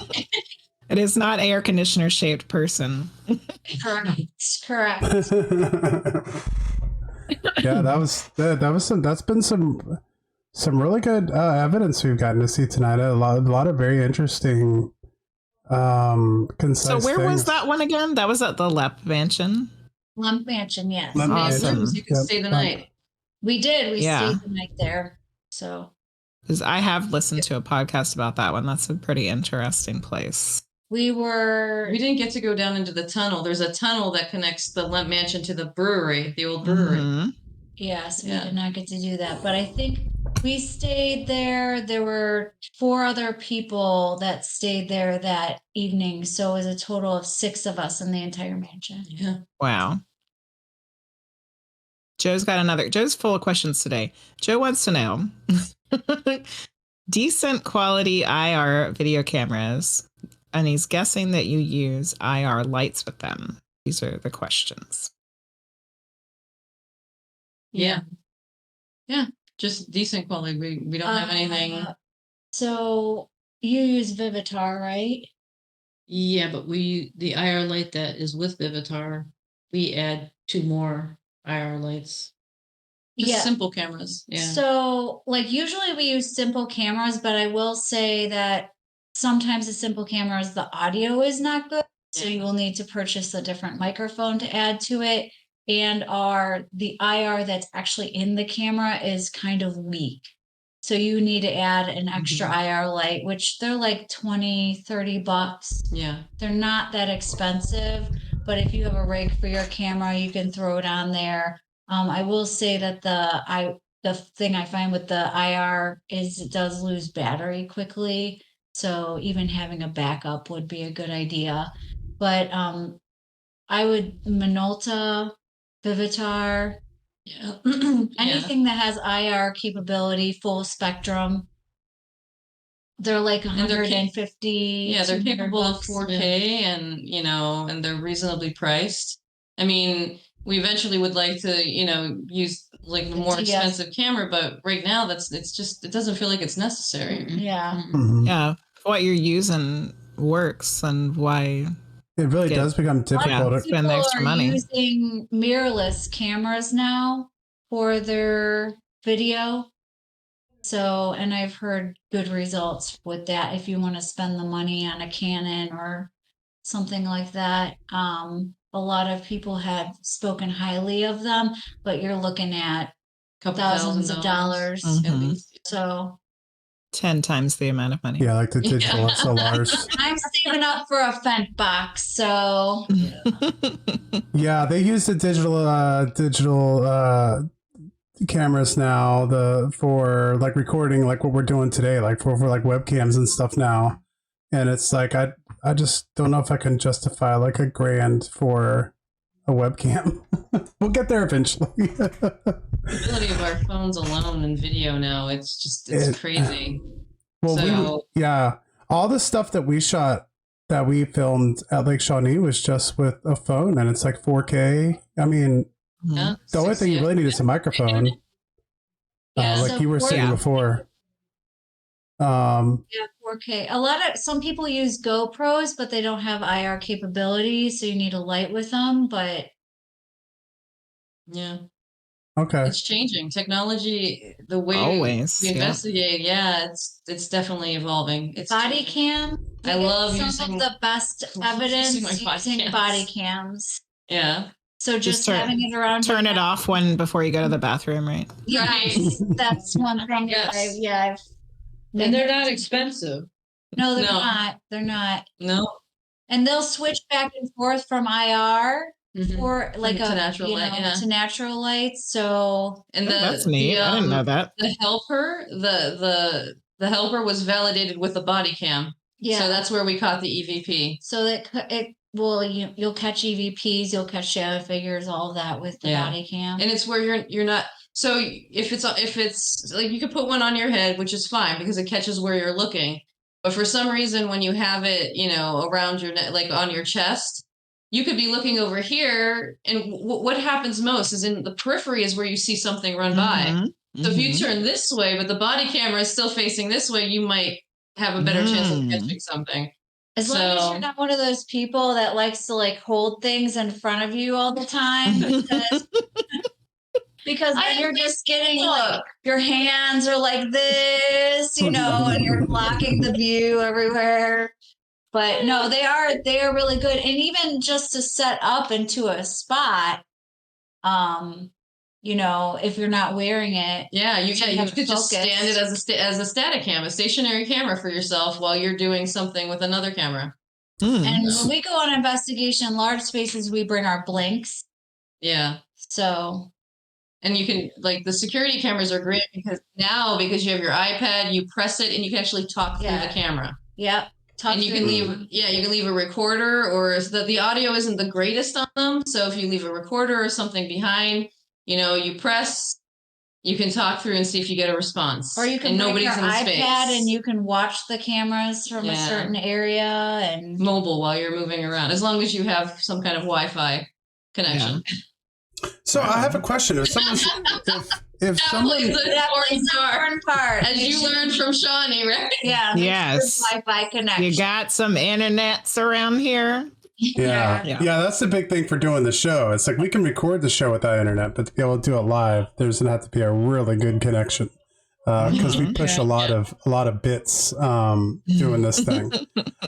So if someone's listening to the show and like they're like, you know what, I've seen all this going on, I listen to you guys talk about investigation. I think that's something I would like to do.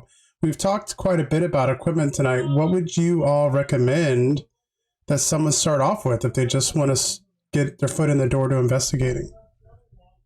Record a recorder, flashlight recorder, digital recorder. Yeah. Yep. Definitely. You know, and if you wanted to invest in a cheaper camera to, you know, so that you have, whether it's a body cam or something else, but those are the recorders definitely number one on my list. What else? Do you guys just recommend like using like the digital recorder on your phone? Yeah, I can like a digital recorder on your phone actually works really great too. I've got some really great EVPs through that as well.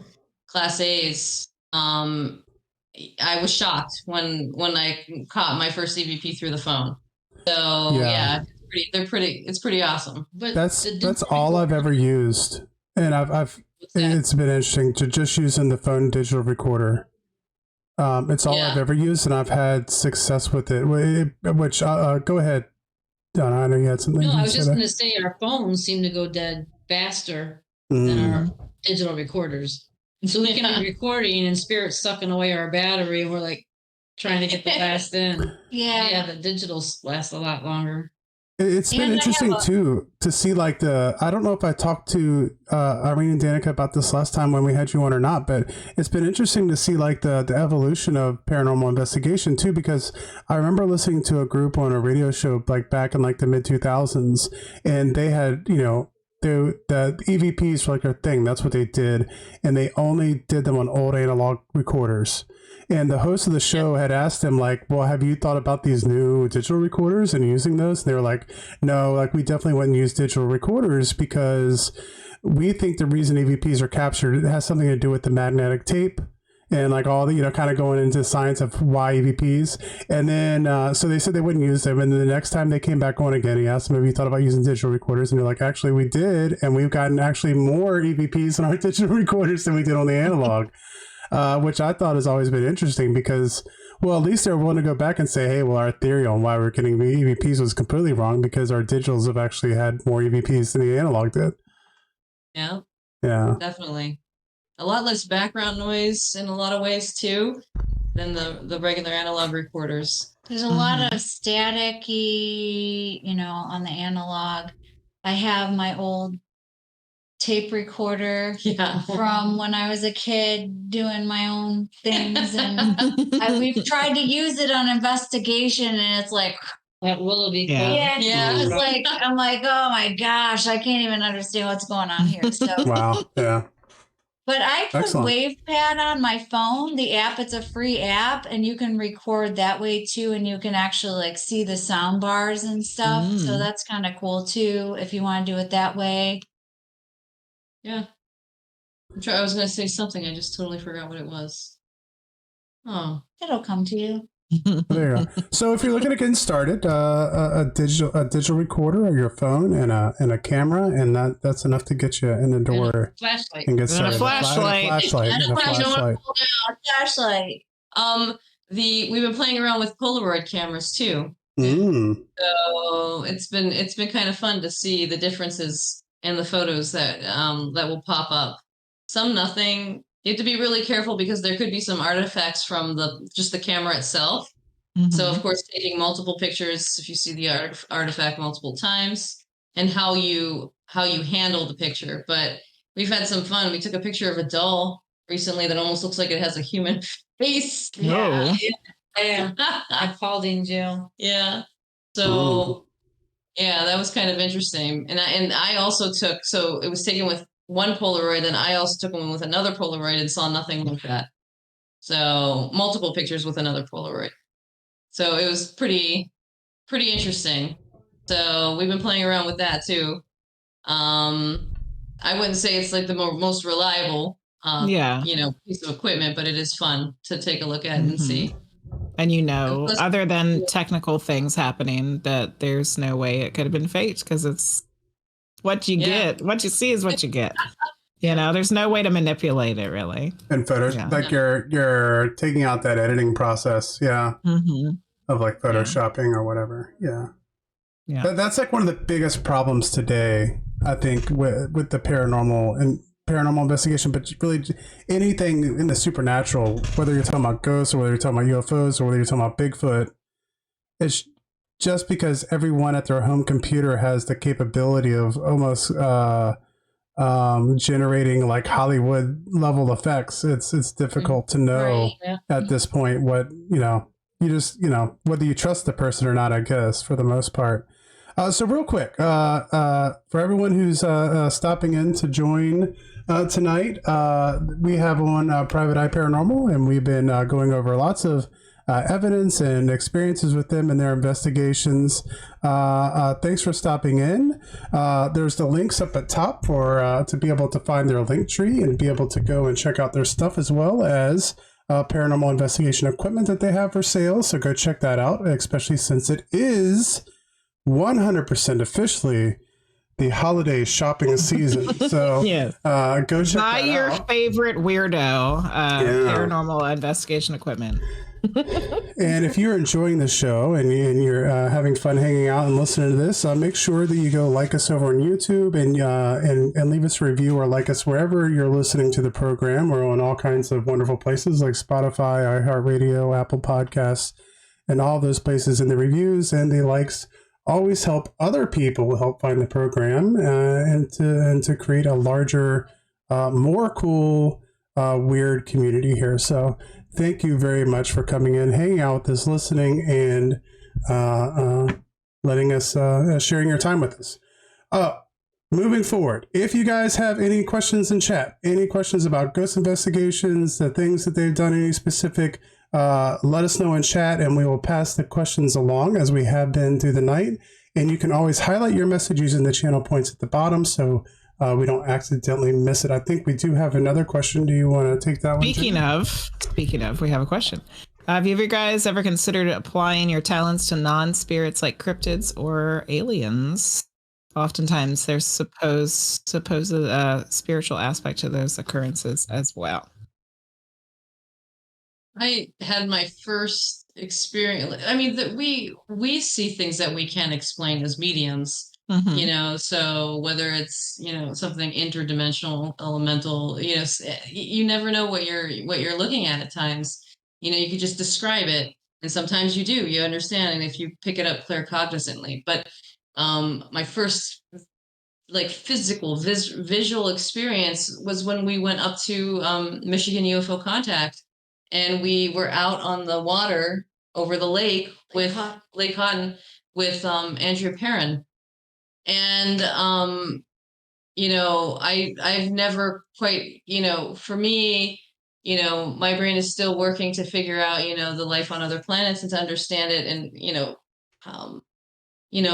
work with my medium side that sees these things, but to actually see something flash across the sky with my own eyes that can't be explained, or something floating in the sky that I spent the next day looking over all of the, you know, the shoreline from across the water and trying to see if I could find anything to explain something floating in the air. I like this ball of light just kind of floating up high in the air. I could not, I can't explain it. So you were there too, you know, and you know, it's quite an experience. So we haven't really done that kind of investigation.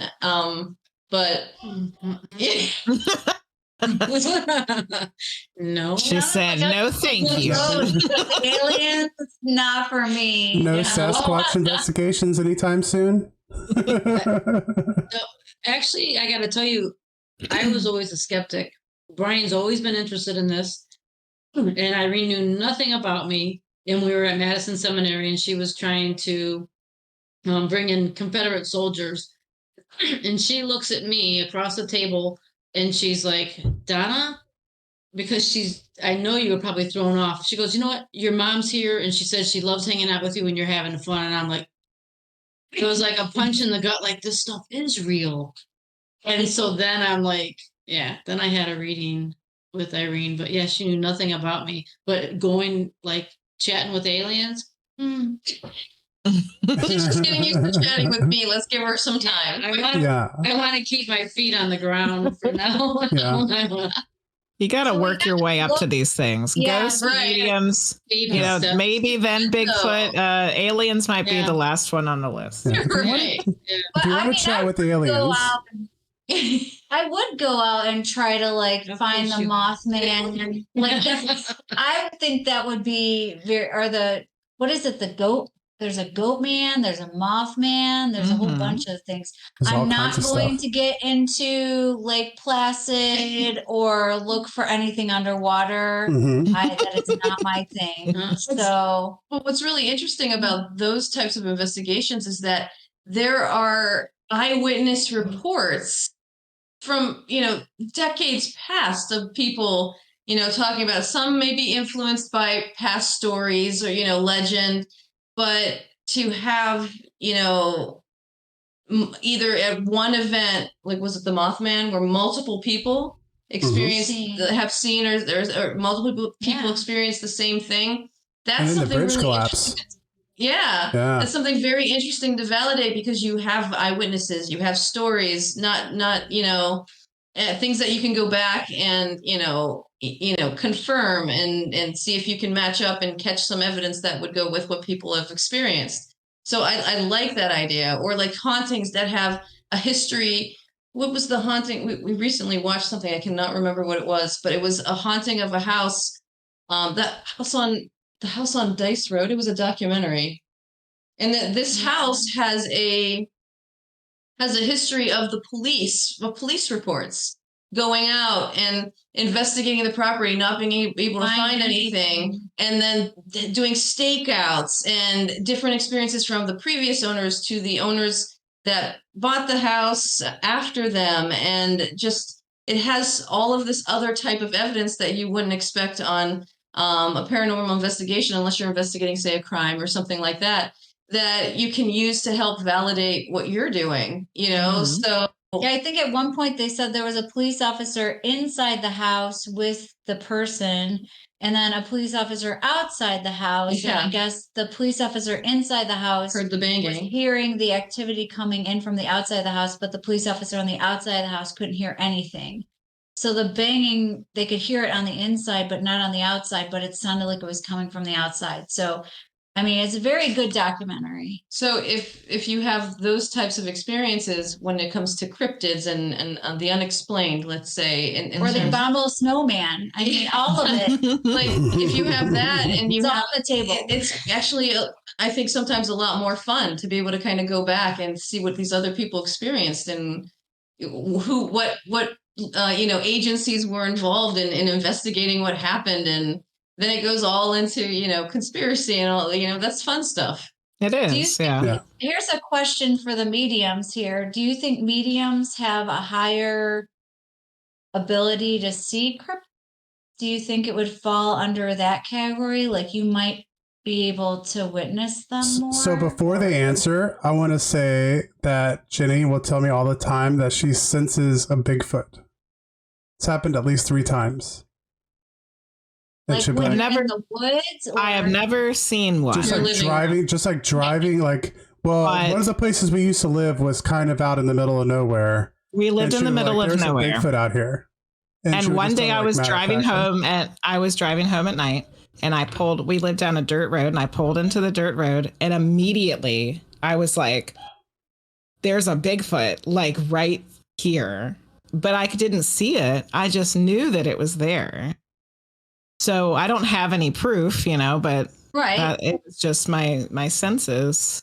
I think there's been another time that there was one time that I thought I saw one, but it was just a split second. So I don't know. But that was my Bigfoot moment, sensing.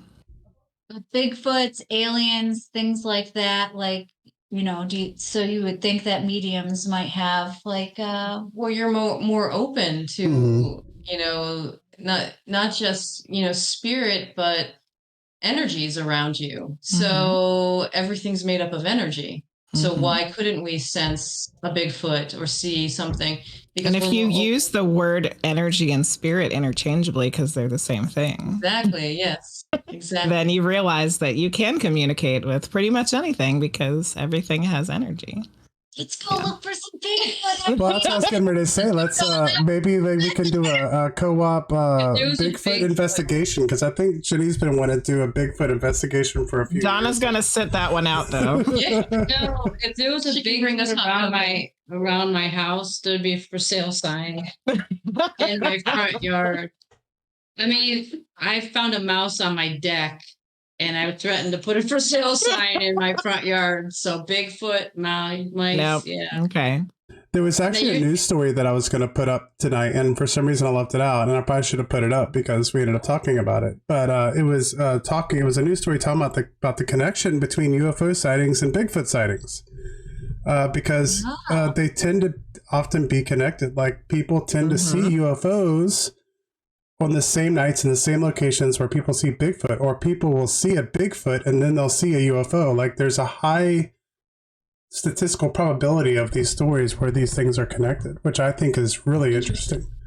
So maybe the Bigfoot comes off the ship, and that's why we don't see him very often, because he goes back up. Maybe he's an alien. Maybe Bigfoot is an alien. The going theory, as far as I've heard, is interdimensional being. Yes. Interdimensional. So, yeah. Who knows? Maybe he's coming off of a UFO. Or maybe you never know. Maybe aliens are coming to see the Bigfoot. I don't know. Yeah. Who knows? I have no clue. They want to see what they look like too. And no matter what, it's fun to talk about, no matter what's happening. Yeah. So. Yeah, definitely. So before we're getting close to 10 o'clock, before we get to the end, was there any other clips that you sent that you really want us to look at and talk about? Do I do the flashlight? Or what else did we? I don't remember what was on there. To be honest with you, I forgot. I have the flashlight REM pod handheld, and then we also have the Prospect Place with the staircase towels EVP. I don't know if you have this. The Prospect Place staircase towels EVP. Oh yeah, the towel one. Before that one. That was the flashlight REM pod handheld at Bell Mansion. Oh yeah. So the one is where your flashlight, not a mag light, just goes off, and we got it to do it again. Along with a REM pod session and responses. So we can just do the EVP one. Okay. Okay. You want to do that? Yeah, the Prospect EVP. Do the paper, do the towels. It's a quick one. I'm so glad. All right. And I like myself an EVPs. I'm so glad. Okay, so here we go. All right, I'm gonna go ahead and start. I'm so glad I brought paper towels.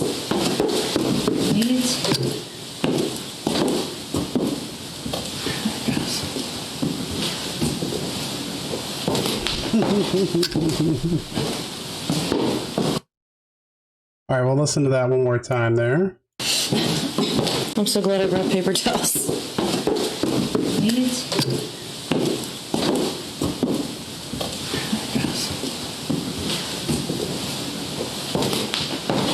All right, Chad, were we able to hear that one, or do we need to go another time? Were you able to hear that one, Jenny? I could hear it, but I have headphones on, so I don't know if the chat could hear it. Okay, I'm gonna go one more time, and then we'll get out of there. I'm so glad I brought paper towels.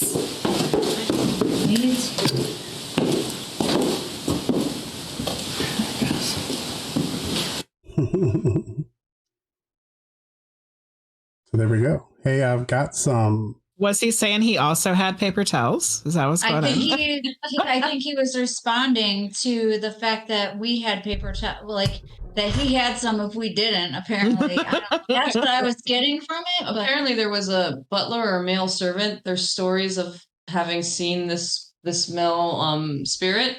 So in the spot that we were walking, and we were just walking down the stairs, nothing. That staircase that we're getting the EVP is the same staircase we were standing on. Yeah. But it was a separate time that we were there. Yeah. So we were getting activity both times on that staircase, around that where the staircase. EMC session was. So, yeah. I thought So that was if you need a interesting. paper We're not towel. even asking questions and they're talking to us. Yeah. He's got the hookup with the paper towels. He's got the hookup. Yeah, I was like, thank God Spirit has paper towels. I mean, I can't live without paper towels, so if we need them in the spirit realm too, good to know. I'm pretty messy. Oh boy. So what do you guys have planned? You got anything planned coming up? I have to think for a second. Well, I'm doing some tapings and things like that, so we're a little bit slow on some investigations for this coming month. But plus the fact that every place around here Christmas. Every place around here does not have any heat. So if you're going out, you're going in. We just got back from Prospect, so we'll probably pick up. No, from Paulding. Or from Paulding. Yeah. We'll probably pick up again sometime in January, but December is very busy for Irene with her taping. Yeah. So, but it's we have some possible residences coming up. Like I like doing private residences because you really feel like you're doing something for somebody. Yeah, helping hopefully them. Doing something for somebody. And I feel like there's something we're forgetting. Is there someplace I can't remember? Irene, is the Forsaken Souls show still kind of still looking at January for it to come out? That's what I'm being told. So yeah, cool. If you wanted to catch Forsaken Souls, Speaking for the Silent, Spirit Realm Network, that's supposed to premiere in January, as far as I know. Still good to go for January. Awesome. Yeah. Yeah, and they are looking for cool cases for their second season. So if there's anybody out there that I have one that I told Jackie about, I need to get that information to you guys. Yeah, get it to her. We have to have people that are at least willing to talk to us about the case as well. Witnesses, family members, that would be even better. Police, detectives, and obviously have a place to investigate it and read from the spaces. So we're definitely looking for cases that are not like the huge cases that everybody's covering, and there's 5 documentaries about where they're looking for more of that case to get some answers for some people. Which, good Lord knows that there's way too many of them that are a lot of them. I mean, you could never run out. Right, exactly. And if you have any suggestions for investigations or would like us to come out and investigate a space, just reach out through our link tree for Private Eye Paranormal too, and investigate with you and Jeremy. Yeah. No cost. We just come out and take the time and let us know what we find and make suggestions for you if there needs to be a clearing or a blessing or an exorcist. But no, Yes, I know. No Bigfoots. But we don't. We do. But you don't do Bigfoot. Or aliens, so not at this time. I mean, I can run fast, but I don't think that. I'll run faster than you. That's all that matters. I'm sure I'd make a new door somewhere. So without giving away any, pertinent information that's private, for your residents, your private residences, what's one of the more interesting experiences you've had doing those? Probably just the last one we just did. Yeah. There was some negative energy in there. It takes me a while, a very, very long while, to say something could possibly be, on a darker side, like a demonic side. And I really feel like this residence definitely had something like that in its space. Wow. So that was definitely... The family moved out within 3 months. Within 3 months of signing Wow. these. Yeah. And it was even the cat seemed a bit off. You know, like if a cat kills something and brings it to you to show off or give you a gift, this cat dismembered it and laid it on the front porch in 6 pieces. Like limb by, it was like a squirrel. It was limb by limb. Not all the limbs. Part was skin, part wasn't skin. Some stuff did not make sense. It was just a little... Weird. The skull didn't have any skin on it. It was just like an eyeball. Yeah. Wow. Yeah. Yeah. That doesn't seem very typical. No. We have a cat that likes to show off like that sometimes, but yeah, not that gruesome. She just leaves the whole carcass, intact. Yeah. Right. Well, yeah, that's what we were thinking. With it, and then they kill it, and then they're like, "Oh, I'm done." They don't Exactly. Yeah. They don't tear it apart. And they had everything from the banging on the outside of the house. We actually were able to hear at 3 o'clock at 3 a.m. Ooh. They would hear 3 knocks every night at 3 o'clock, and they said it sounded like a dumpster door closing. But when we got the call, I'm like, we could be there by Saturday. She already had everything all packed up. Her mom flew in from another state to help. Yeah, they were already moving out. Yeah. Well, we know everything. Everything always gets spooky at the witching hours. So that good old time in the morning. So for everyone who's listening, wherever you are, whenever you are, we're on Spotify and all those places I've mentioned before. Thank you for joining us tonight, and we hope you join us next time. And make sure you check out the links that we have listed below so you can check out all the cool stuff that Private Eye Paranormal has been doing, and be able to keep up with them on all the cool stuff that's going to be coming up as well. And we hope you enjoyed the program, and we will see you all next time.